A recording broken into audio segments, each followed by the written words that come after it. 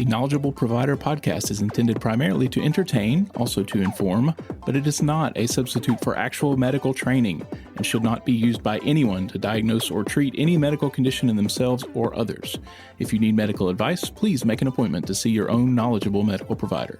The opinions expressed by me and anyone else who happens to appear on the podcast are solely those of the people expressing them and are not necessarily representative of any other entities. Other than the lunches at the office, I do not receive any sort of compensation from pharmaceutical or medical device companies, and I have no other relevant financial disclosures. Look, this is all for fun, okay? Don't sue me. All right, on with the show.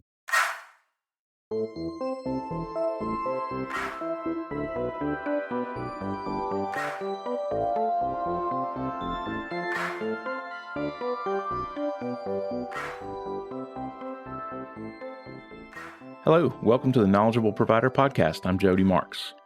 Today I want to talk about referrals, probably one of the most challenging things that we as nurse practitioners face, especially when we first start out, is trying to decide when to refer out a patient. I've almost gotten comfortable with this after 5 years. I kind of have a pattern and I know the things that I need to refer and the things that I can handle myself. You kind of develop a feeling about it over time, like, hey, this is something I can take care of, or this is something I'm willing to try to figure out, or no, this is going to a specialist.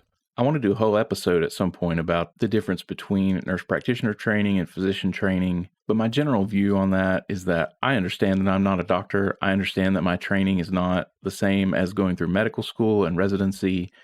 And even though I know what I'm doing, I try to keep it in the back of my head, like it's important for me to know what I don't know. And it's not like referring out a patient is a sign of weakness or a sign that you don't know what you're doing.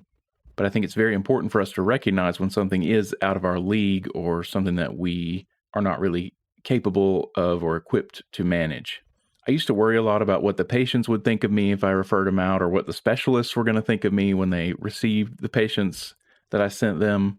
But I got over feeling like that pretty quickly. You know, it's all about taking the best care of the patient, whether that's me doing it or someone else doing it. And there shouldn't be any ego involved. It should just be all about what's best for the patient. What are we all doing to try to help this patient and figure out what's going on and get them managed correctly? Of course, you don't want to just refer out every patient that walks in the door. You don't want to shy away from every challenge or never push yourself to kind of learn new things and figure out how to manage new things. But you also don't want a patient to suffer because you kept them too long, whether that was out of thinking that you were doing the right thing when you really weren't, or thinking that you had time to figure something out. Or really even just out of pride, right? Thinking, I don't need to refer this patient out. I can take care of this. But again, it's all about what's the right thing for the patient and how are the patients going to be best served. If that's by me, great. If that's by a specialist, fantastic. For a while, I did feel a little bit terrified when I would send a patient out to someone else, because you know that not only is the patient going to the specialist, but also your note, your documentation, everything that you've done. And I work in a pretty small town. Like, even if you don't know different people in the medical community, haven't met them, you get to know them pretty quickly by reputation. And so I used to worry a lot about my own reputation as far as some specialist getting a patient and going, well, what is this moron doing? Why are you here? Or why was this done? Or why was this not done? But I haven't actually had any bad experiences with any specialists yet, although I very rarely get any feedback from anybody at all. But the comments that I do hear coming back from the patients are generally always positive. And the few occasions where I've actually spoken to someone on the phone, the interactions have always been positive. But I will admit that it still intimidates me to have to talk to a specialist on the phone like that. I guess the only thing that I've ever really picked up on from a specialist that I thought might have been directed at me was a note from a neurosurgeon. And the way the note was written just seemed a little bit snarky about, this is clearly not cervical radiculopathy. And, you know, I don't remember the specific situation. Sometimes you send people to a specialist just because they ask to go, or because you want them to hear the specialist tell them that there's nothing else they can do. I don't even remember what the situation was, but that wasn't even clearly directed at me, but I guess that's how I took it when I read the note. I remember seeing a note from a gynecologist come into the office one time, and it was not for a patient I had seen, but it was this it was an actual letter directed to us talking about we should have done this and we should have done that. Somebody took a whole lot of time to point out how they thought we had messed up. And I still don't understand what the problem was. I think we did what we were supposed to do. We got them to the right place, and I don't know what was behind that. But for the most part, it all runs smoothly, and the patients get where they need to go, get the treatment they need, and that's all that matters. It usually makes me feel better to have specialists on board, because I feel like that just helps take some of the responsibility off of me. It's very reassuring when you ask the patient, oh, did you see your heart doctor recently? Yes, I saw my heart doctor a month ago. Okay, great. That means I don't have to worry so much about your heart. One thing that does happen is that the more people get involved, the more offices get involved, the more you start struggling with communication. We're all pretty terrible at sharing information with each other and talking to each other.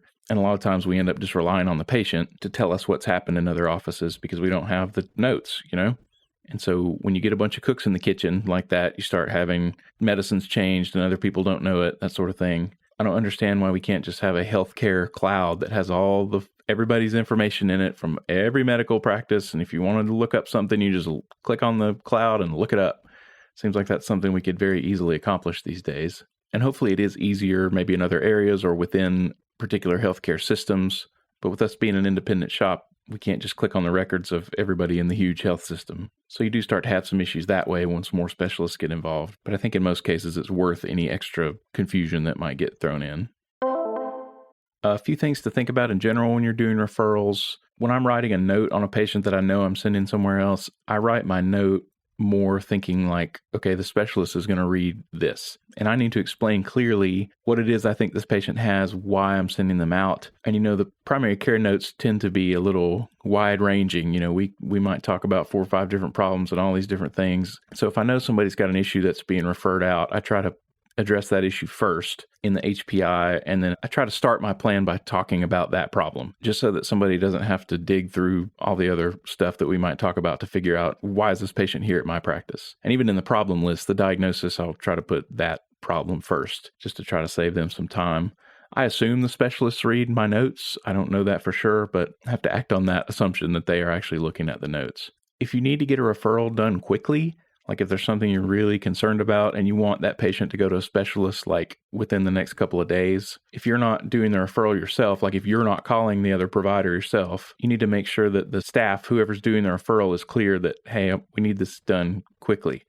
And you need to say, I'd like you to pick up the phone, call their office and ask if they can see the patient. Because otherwise what will happen if you ask for a patient to be referred is they'll put the paper forms together, they'll wait on your note to be done, and then they'll fax the information over to the other office. And so that's a lot of time that can elapse in between when you decide to refer the patient somewhere and when all that stuff gets done. And then, of course, with the fax machine, who knows? You're sending it out there into the ether, and maybe it's going to get there, and maybe it's not, and maybe it takes 5 days for anybody to realize that the fax didn't go through. So if you have a patient that really needs to go somewhere quickly, importantly, ask somebody to pick up the phone and call the office or do it yourself. But I think you shouldn't do that too much. You don't want to call and ask for a spot on the schedule like every time you refer a patient, because then you would sort of be on the radar as, oh, don't worry about it when they call. They always do that. Give an appointment a month from now, it's fine. I think it's okay to pull personal strings. Like if you happen to know somebody that works in a different office, if you happen to be friends with another provider that you would want to refer a patient to, I think it's fine to call or text that person and say, hey, I've got a patient. Can you see him? But again, I think you shouldn't overdo that. You don't want to pull those strings every single time you need to refer somebody somewhere, because everybody's busy, everybody's overwhelmed. And so when you're asking somebody to like squeeze in a patient for you as a personal favor, that's not something that you should ask for unless you really, really need it. I got so mad at a patient one time. This was one of the very first times that my doctor was out of town and I was flying solo, had the whole place by myself. And this lady came in complaining of chest pain, and she was very worried about it, freaking out, acting like she was dying. And I happened to know a nurse practitioner that worked in a cardiology office. And so I texted her and said, hey, can you see this lady? I think there's something wrong. She's really freaking out.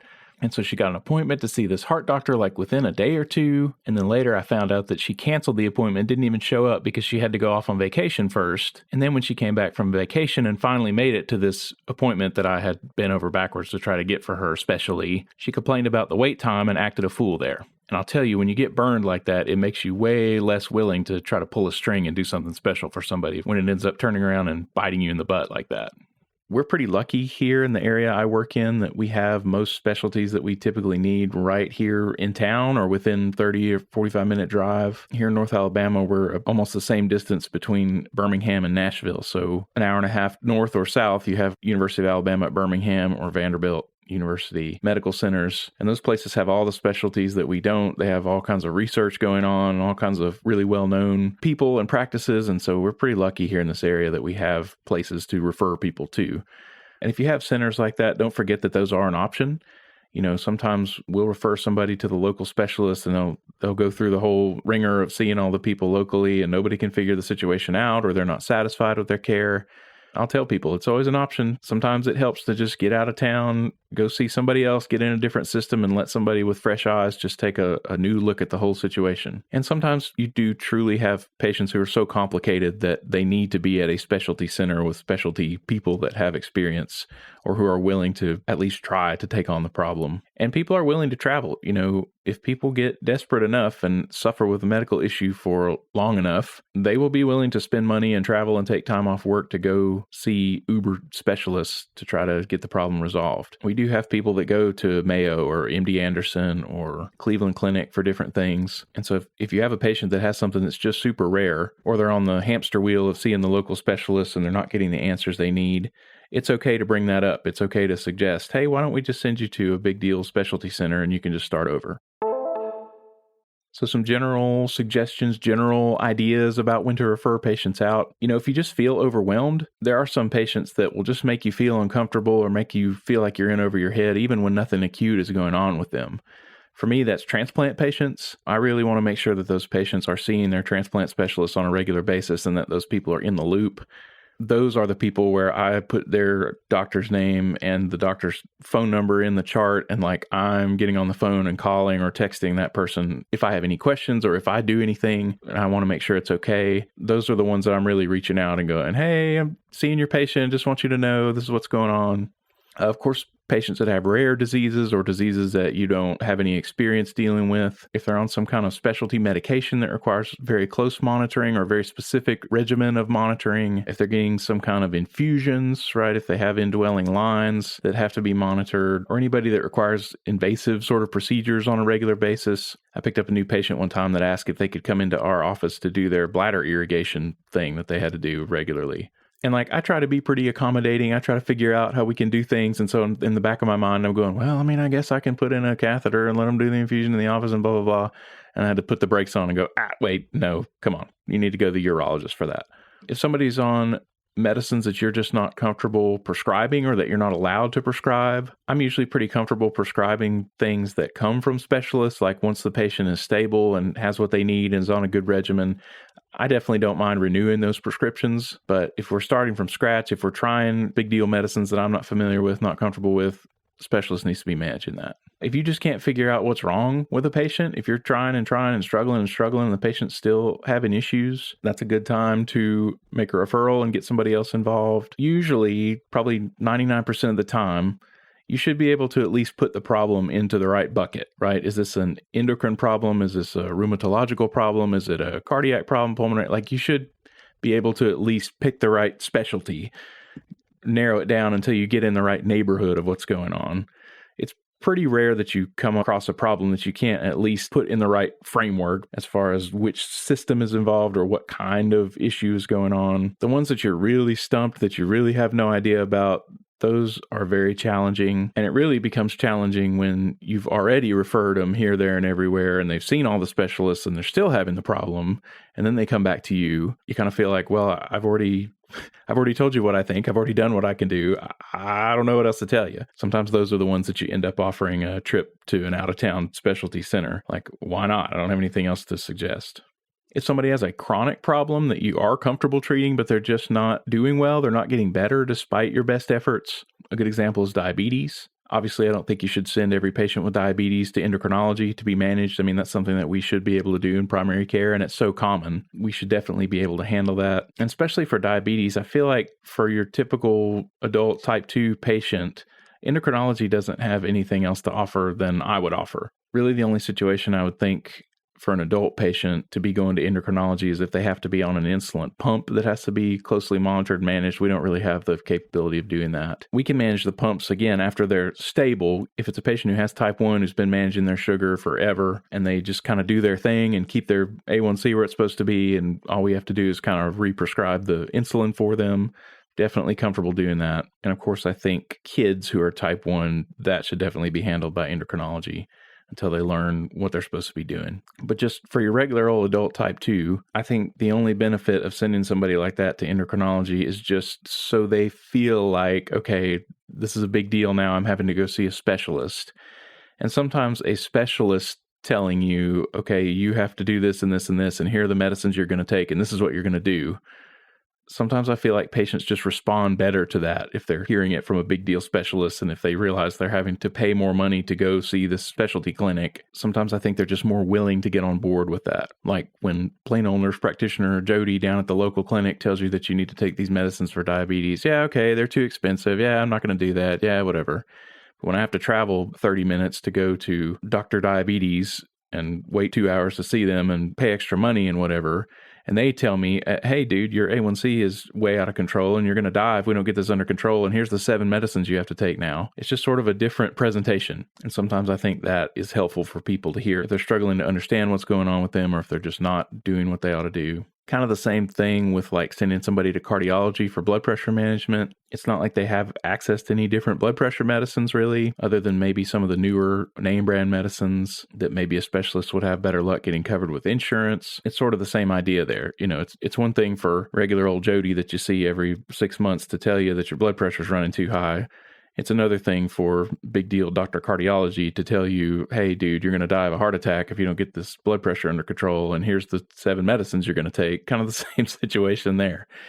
I think people probably take it more seriously when they hear that kind of thing from a specialist. And 2, I think sometimes the specialists are more willing to be aggressive. You know, sometimes I feel like, okay, if I'm trying to prescribe 6 different medicines to somebody at the same visit, that's probably too much. I need to slow down because people in general don't want to be overwhelmed. They don't want to have to take a bunch of new medicines. They don't want to shell out the money, or they can't shell out the money for all those medicines. But sometimes the specialists have no such qualms. It's definitely not unusual for somebody to be hospitalized for some kind of heart issue or established with cardiology and come back with a whole new set of medicines and a bunch of new stuff that they're having to do all of a sudden. So sometimes I feel like the specialist can get away with being a little bit more aggressive, and the patient is more likely to follow that advice.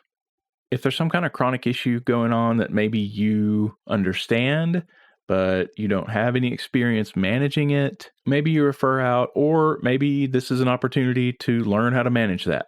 Before you pull the trigger and refer, it is worth at least looking up whatever it is, reading about it, trying to educate yourself about it, and seeing if it's something that you might feel comfortable trying to manage, even if this is the first time you've ever done it. And of course, that depends on the issue. It depends on the patient. If it's something really critical that has to be right, that has to stay right, or if the patient's already in bad shape and really needs help more urgently, you never want to mess around with somebody's health or somebody's quality of life. But if it's a situation where they're stable, they're doing fine, they just need somebody to manage this chronic issue, that might be a good time to say, well, let me look this up, let me read about it, let me see if I feel comfortable doing this. That maybe you do keep that patient. Maybe you do take that as an opportunity to learn how to manage whatever it is. In my particular situation, of course, I have my MD right there across the hall, so I can always check with him and say, hey, I just want to make sure I'm doing this right, or hey, are you comfortable with me managing this? I want to do a full episode at some point about collaborative practice versus independent practice. But the short version is I definitely don't mind having a doctor right there to check with to make sure I'm doing the right things. Sometimes the patient will ask to be referred somewhere, and to me, that's always a valid reason to refer somebody. If they ask, hey, I want to go see a heart doctor, or I want to go see a lung doctor, or I'm already seeing a surgeon about blah, blah, blah, but I don't like what that person has to say. I want to go see a different surgeon and get a second opinion. If they ask for it, absolutely, of course, we'll refer you wherever you want to go. And sometimes people just need a referral because their specialist left, right? Their person retired or moved on and they just need to see somebody else. I thought I would go through the individual specialties that I typically refer people to and just talk about, kind of off the top of my head, common reasons that I send people or my thoughts about referring to different specialties. This is not a comprehensive list of every specialty that you might encounter, but these are the ones that we do on a pretty regular basis. So we'll start with cardiology. I have a really quick trigger for referring to cardiology. There's really no reason to ever take a chance with somebody's heart. I don't mind ordering a stress test and an echocardiogram. We do EKGs in-house, so we can look at those quickly. I definitely will order coronary calcium scoring sometimes. You definitely can order ambulatory EKG monitoring in family practice, as in where they put the little monitor on and wear it around for days or weeks, and then you analyze what's going on. My MD just really doesn't want to mess with us doing that, so we don't do that, but it is out there. You could do that in primary care. Some specific situations, if we find that they're an atrial fib, it's not really all that uncommon for somebody to come in for a routine follow-up and you listen to their heart and you realize that the rhythm is irregular, or they come in and talk about feeling short of breath or having palpitations or actually having symptoms with it.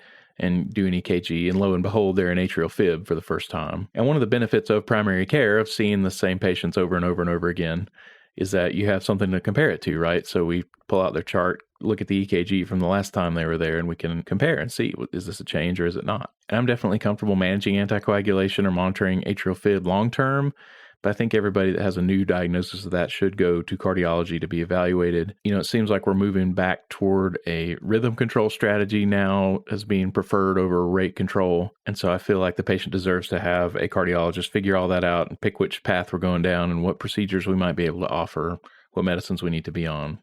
And then when all that's done, I'll be glad to take them back and keep prescribing those medicines, keep managing it. If somebody has a high degree heart block, like a second degree type 2, third degree heart block, those patients generally need pacemakers, or if their heart rate is down so low that they're having symptoms that it's scary, once we get into the low 40s, 30s, that's when we're talking about, hey, this is too slow, we probably need a pacemaker. Obviously, those people need to go see cardiology. If they're having angina and you think there's any question at all that it's a heart situation, I definitely send those people to cardiology.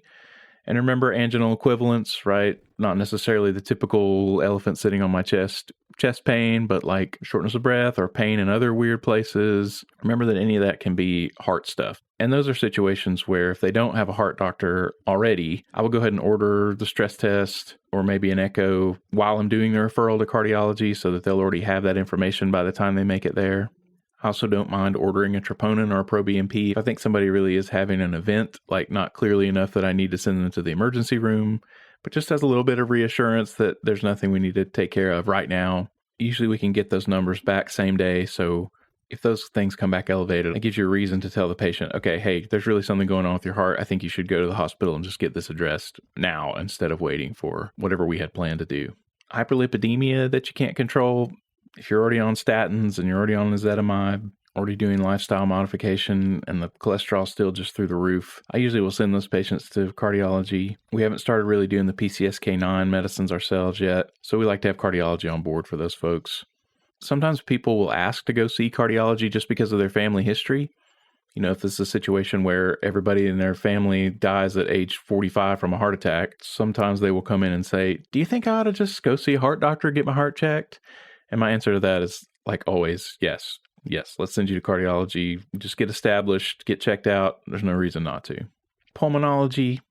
Of course, I think we should be pretty comfortable managing asthma and COPD, but if I can't get that under control for whatever reason, I'll definitely send to pulmonology.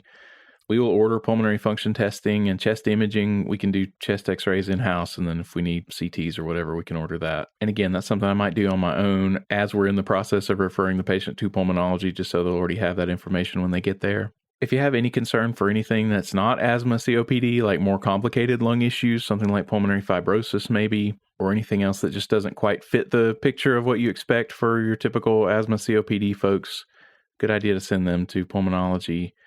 If they're having some kind of respiratory issue that you can't figure out the cause of, obviously they would need to go see pulmonology. Sleep medicine. I'm trying to pay a lot more attention to sleep apnea these days because it's such a cardiovascular risk factor and it's so easily fixed. We've started ordering home sleep studies ourselves, which has been really good because it encourages people to do the sleep studies. A lot of people do not want to go to the sleep lab and put all that on and try to sleep in that situation. But when you go, you can do that at home now, a lot more people will kind of opt in and go, oh, okay, great. Well, yeah, let's do that. And of course, the home sleep studies are not as good as the sleep lab studies. They're not monitoring as many parameters.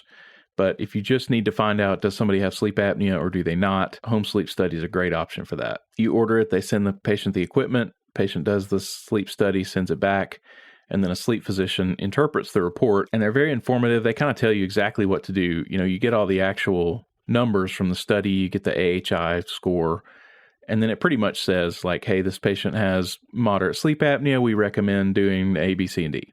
We have ordered the AutoPAP devices ourselves. Usually that report will tell you we recommend putting them on the AutoPAP at night with the pressure range of 5 to 15, whatever. And I'm comfortable writing that, But the experience we've had is that once the patient starts having issues with the machine or this and that needs to be adjusted, like that, I don't know how to do any of that. So pretty much what we've started doing now is we'll order the home sleep study. And then if it turns out they have sleep apnea, we'll go ahead and refer them to sleep medicine and let them actually manage the equipment. I definitely send folks to sleep medicine if I'm concerned for anything more complicated than just regular old sleep apnea. If I think they have narcolepsy or some kind of weird sleep disorder, I definitely want those people to go see a sleep specialist. And I won't just order a home sleep study for those people. They need to have a real, inpatient evaluation by a specialist. Endocrinology, pretty much anything other than the thyroid, I would like to have an endocrinologist on board for. If I had suspicion for a pheochromocytoma or primary hyperaldosteronism, I wouldn't mind checking for those things. And sometimes I'll kind of go down those paths. I have a patient that has this persistent hyponatremia, and I put together this big plan about we're going to do urine this and serum that and come at this time and blah, blah, blah, blah. And the patient never didn't even follow through with any of it. Apparently doesn't care. So I'm not in too big of a hurry to jump into that kind of stuff. I already mentioned diabetes and how I feel about that with endocrinology. Rheumatology, pretty much if I have suspicion for autoimmune disease, I'll send those folks to be evaluated. We'll definitely do the CRP, SED rate, and then the ANA panel, where if the ANA is positive, it'll reflex and check all these other different antibodies. But those tests are pretty shady. Sometimes they come back negative, but the patient really does have an autoimmune disease. Or in your patients with known autoimmune disease, you'll see the ANA kind of, sometimes it's positive, sometimes it's negative. That's kind of a squishy situation. So I think anybody that has suspicion of autoimmune disease, whether the testing's positive or not, should probably go be evaluated. And you can send people to rheumatology who don't have autoimmune disease, but who still have some kind of typically arthritis, osteoarthritis. If I can't get those patients under control, if I can't control their pain and keep them comfortable, that's also a reason to send somebody to rheumatology. Nephrology, this is kind of a big one. We only have one nephrologist in town, and so I try really hard not to overwhelm them with patients. One of the staff members there actually told me one time, just sort of an offhanded comment, we have more nurse practitioners in town now, so we're getting more referrals for people who have early stage kidney disease. I don't know how accurate that is, but that made me stop and go, I wonder if I'm more prone to referring people to nephrology than an MD would be. Really, with nephrology, for the most part, all they're doing is just monitoring the patient closely until they make it to the more advanced kidney disease. And so I'm trying now to wait until we're 3B or 4 to refer to nephrology. Before they get to that point, really all you can do is make sure that you're doing everything you can to help protect their kidneys, which means have them on the correct medicines. If you can get them on an ACE or an ARB, a GLP-1 and SGLT2, those are all fantastic for kidney protection. We also have the newer option with the finerenone or brand name Corindia. And obviously we want to keep their blood pressure and blood glucose under control, the basic things we would do for kidneys anyway. And then making sure that you're not putting them on anything that is going to hurt their kidneys. And that's really all there is to do until the kidney function starts really crapping out and the potassium and phosphorus and all that start going all over the place. But until then, I think it's fine to just keep watching them, make sure they're not doing anything that's hurting their kidneys. Neurology, of course, any kind of weird neurological symptoms that I can't explain, I'm going to send that to neurology. Obviously, we order head imaging a lot. We'll do CTs and MRIs. If you have any suspicion for multiple sclerosis or some kind of neuromuscular disease, Parkinson's, anybody that has seizures, whether that's new or chronic thing, I think all those people should be established with neurology. When I have patients who I suspect dementia in, I like to send them to be formally evaluated by a neurologist. And I try to explain that to the family in advance, we think they have dementia.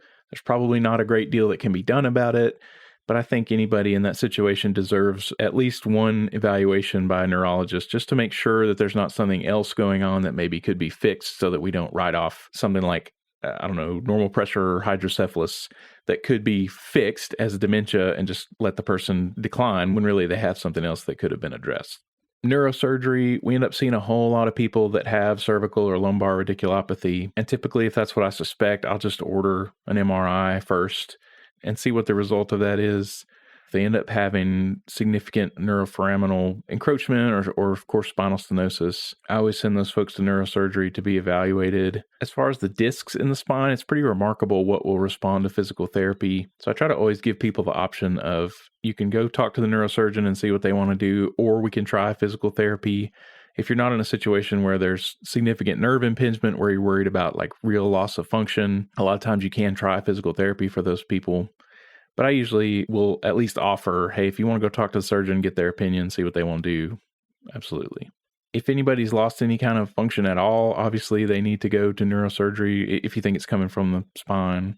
Anything that happens inside the brain is more of a neurosurgery territory. Vascular surgery typically stops at the level of the carotids. Anything inside the head is more neurosurgery. So if you have any evidence of a brain mass or an aneurysm, those folks definitely need to go to neurosurgery. Remember your red flags with cauda-equina syndrome. If people start having saddle anesthesia, loss of bowel or bladder function, weakness in their legs, they need to go see neurosurgery like right now. Like those people need to go to the emergency room. We had a patient one time, a pretty young guy, who came in having kind of scary back pain that sort of popped up all of a sudden, and you could tell he had progressed to having some issues pretty rapidly. And I asked him about the bowel bladder thing. He denied it. He said he hadn't had any issues when I saw him in the office. And maybe like an hour after he left the office, he calls back and says, hey, I just urinated on myself. So we sent him directly to the emergency room, and he got like emergent decompressive surgery that night. Vascular surgery for folks that have peripheral artery disease, that obviously requires intervention. If you have a blue arm or leg, cold arm or leg that obviously is not getting any circulation, that's going to need to be addressed. Carotid stenosis, if you have any suspicion for that, if you hear a bruit, usually I'll just send those people for an ultrasound and see what's going on before I send them to vascular. If somebody has significant carotid stenosis that's not quite enough that it needs to be stented yet, I like those patients to be followed by vascular just so they don't fall through the cracks, really. So they know they have to go to their vascular appointment every 6 months or every year and get another ultrasound and see how that's progressing. And then if they do need an intervention, of course, they're already established with somebody. I definitely order a lot of ABIs and a lot of venous ultrasounds to try to pick up on these circulation issues myself. Of course, if you find any big aneurysms, particularly aortic aneurysms, those don't necessarily need to be fixed. They'll usually wait until they're 5 or 6 centimeters to address those aortic aneurysms. But again, I think those people should already be in with a vascular surgeon to monitor it. And then if it does get to the point where they need an intervention, they've already got somebody to do it. General surgery, of course, if you find gallbladder disease, appendicitis, bowel obstruction, hernias, those people all need to go be evaluated by general surgery. Pretty much anything that requires a biopsy, any kind of mass, whether that's in the breasts or anywhere else. And remember that general surgery can address skin things. So if I have somebody that has a suspicious skin lesion or something that seems like a cyst that needs to be removed and they don't have a dermatologist, it usually takes a long time to get into a dermatologist, really whether you're established or not. So remember that those folks can go to general surgery and have that stuff addressed. I usually would think more about dermatology or plastic surgery if it's something that's on the face or on a more sensitive area, like maybe the genitals. But most of that stuff can be handled by general surgery just as well as plastics or dermatology. GI, of course, all of our patients who get screening colonoscopies or need EGDs are going to go to GI, or if they have any need for that because of some kind of symptom that they're having. You end up seeing a lot of patients with kind of vague GI symptoms. That's a real common thing that we end up having to try to figure out.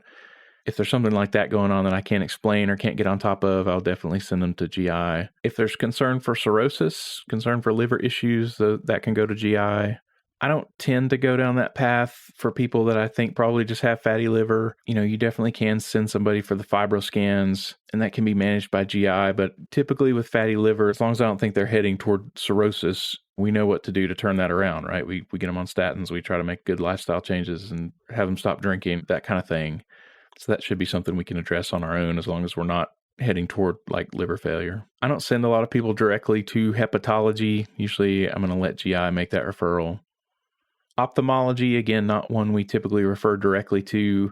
Really about the only reason other than some kind of traumatic injury I can think of that you would like call an ophthalmology office and ask for somebody to be seen urgently would be if you think they have shingles in their eye. Usually these referrals are going to be made by optometrists who find cataracts or glaucoma or retinal disease or whatever. But definitely have a low threshold for sending somebody if there's anything you do see them for where their vision's affected that you don't think is like a brain issue. If you're in this area, remember that we have the Callahan Eye Hospital down in Birmingham. You can send somebody to the IER down there. That's a really cool resource if you have somebody that has some kind of urgent vision issue that's happening after hours. Or if they don't have an ophthalmologist, we always have that resource here fairly close to us. Dermatology, if I had to pick one area that I'm the weakest in, it's probably skin. It's probably rashes, derm kind of stuff. Here's my quick pitch for dermatology stuff.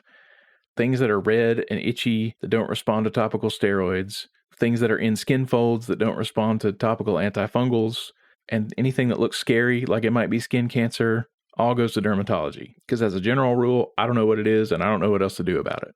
We do have a little cryo gun that we'll use to freeze things, and I usually try to reserve that for like just skin tags that are annoying to people. If I really think it's a skin cancer, obviously it needs to be biopsied, so I tend to recommend that they go to dermatology. Sometimes I will freeze things that I'm a little unsure whether they might be cancer or not, if it's going to be a long time before the patient can get to dermatology, just to see what happens. I recently got some feedback from a dermatologist that was helpful. She said she appreciated me freezing the thing before it got there because that's what she would have done first. And because it came back, she knows that she needs to do something else. So in some situations, maybe that's a good idea.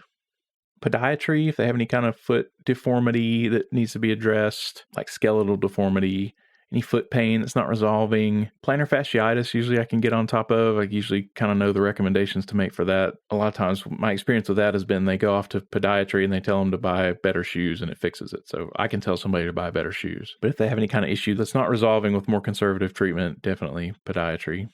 Orthopedics, usually we're sending people to orthopedics for consideration of joint replacement for somebody that has arthritis, or for injections, intra-articular injections for people who have arthritis pain that's not controlled just with medication or whatever. Of course, anything that's broken that looks like it might need to be surgically repaired.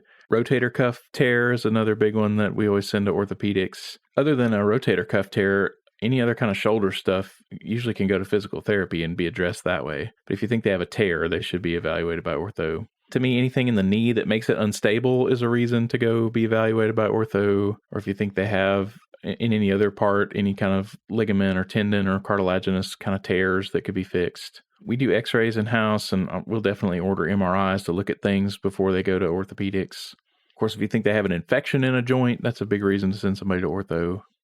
Psychiatry, really anything more complex than just anxiety, depression, we like folks to be evaluated by a psychiatrist. We're fine managing ADD, ADHD, prescribing stimulants for that, but we do like them to be formally tested by a psychiatric place before we start those things if it's a new start. But any suspicion for like bipolar, schizophrenia, anything that falls outside the range of just common things that you can treat with SSRIs and those kind of things, we like those people to be evaluated by psychiatry. And even if they just have anxiety and depression, but we can't get it under control, we'll definitely send them to psychiatry to be evaluated. ENT, if they have persistent vertigo or sinus kind of issues that never go away, any trouble swallowing, dysphagia that is not low in the chest, like an esophageal problem, anything that's up in the mouth or the throat, any kind of chronic ear issue, if you think somebody needs to get their tonsils taken out, or if somebody's interested in trying surgical treatment for sleep apnea, any of that stuff would go to ENT.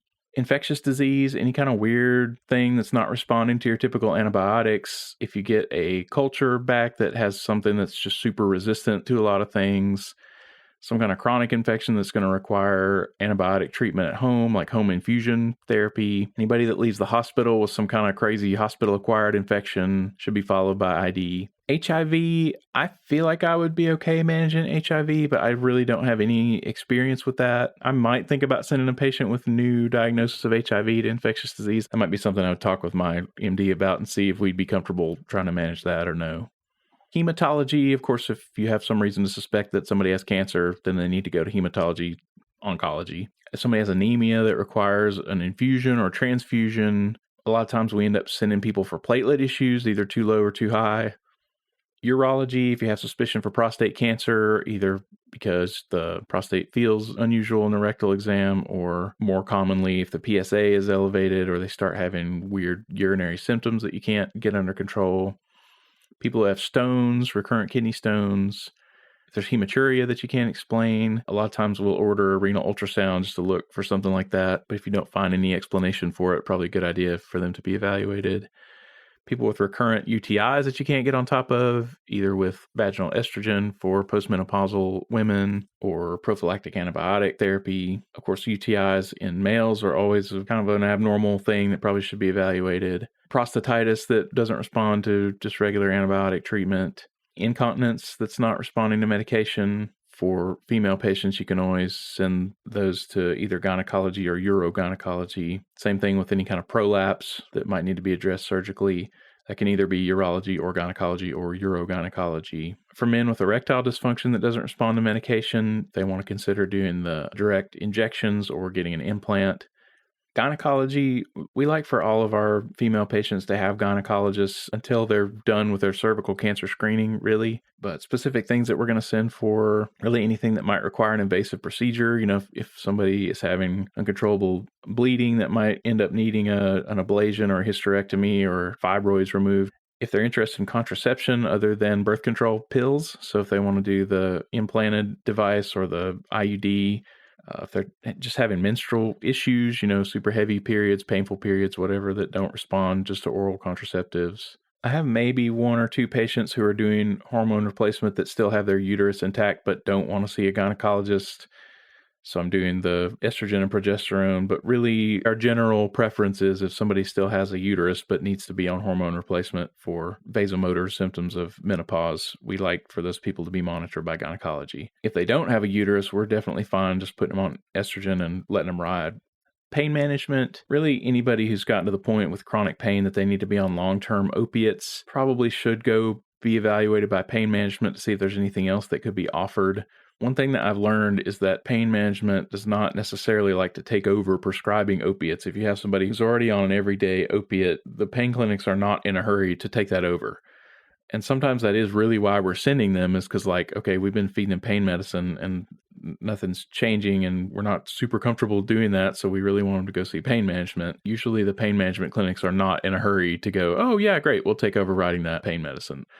And the people who just want to take pain medicine or who have kind of been through all the other things and pain medicine's the only thing that keeps them under control, a lot of times those people are not going to keep going to pain management because they're going to want to try other things to hopefully get them off of the pain medicine. And sometimes that's not really what people want, or they're to the point where they are just not interested in trying anything else. If you're just sending somebody to manage prescribing opiates, you might want to think more about sending them to like an addiction medicine place where they would do buprenorphine or some of those other kind of long-term treatments like that. Another reason to send somebody to pain management is if they have some underlying problem that could be fixed surgically, but that's not an option for them for whatever reason. Those are people who might benefit a lot from different types of injections or radiofrequency nerve ablation or whatever. And finally, physical therapy. Man, physical therapy is like magical. It just fixes everything. There's almost nothing that can't be addressed somehow with physical therapy. Even things that you think, oh, this patient's got to have surgery to fix this disc, you can try to fix that stuff with physical therapy. Remember that there's pelvic floor physical therapy for incontinence. If you have a woman who's struggling with urinary incontinence and just Kegel exercises are not working and there's no thought of doing surgery to correct a prolapse or do a bladder sling or whatever, send her to physical therapy and let them work on her. Also, people who have chronic issues with balance or vertigo, PT can address that. Pretty much, if you don't think somebody needs to go to surgery urgently and they have some kind of musculoskeletal issue, you have the option of sending them to physical therapy, and 8 times out of 10, whatever it is will either be cured or get so much better that they can function. So those are my general thoughts on referring people out. Take-home points would be, don't be afraid to refer somebody. One thing that my MD told me when I started working for him is, hey, an easy consult's an easy consult. If you send somebody somewhere and it turns out to be no big deal and they see the specialist once and that's it, fine. It shouldn't be about ego. It shouldn't be about pride or thinking that you're somehow less than if you want to refer patients out. That's 100% not what it's about. We all have the same goal, and that's to get our patients taken care of and do what we need to do. And I think for the most part, patients appreciate it when you're willing to refer them somewhere, when you suggest referring them somewhere. I think they want to know that you're doing everything you can to take care of them and that you're also willing to say, hey, I'm at the end of what I can do here. You need to go see somebody else. I don't think people think less of us when we do that. I think they respect that. I've heard people complain about doctors or other providers who would never refer them anywhere, who would not send them to a specialist. So manage what you can manage, do what you're comfortable doing. Do what makes sense. If you have the option of referring somebody somewhere, if you feel like they need to go, send them. You'd definitely rather err on the side of sending them than not sending them.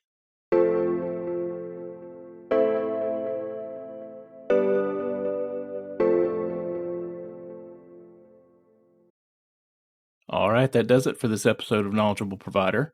I'm your host, Jody Marks. Thank you so much for listening. Don't forget to like or subscribe or follow and leave a nice 5-star review. And as always, stay safe, take care of yourself, and take care of your patients, in that order.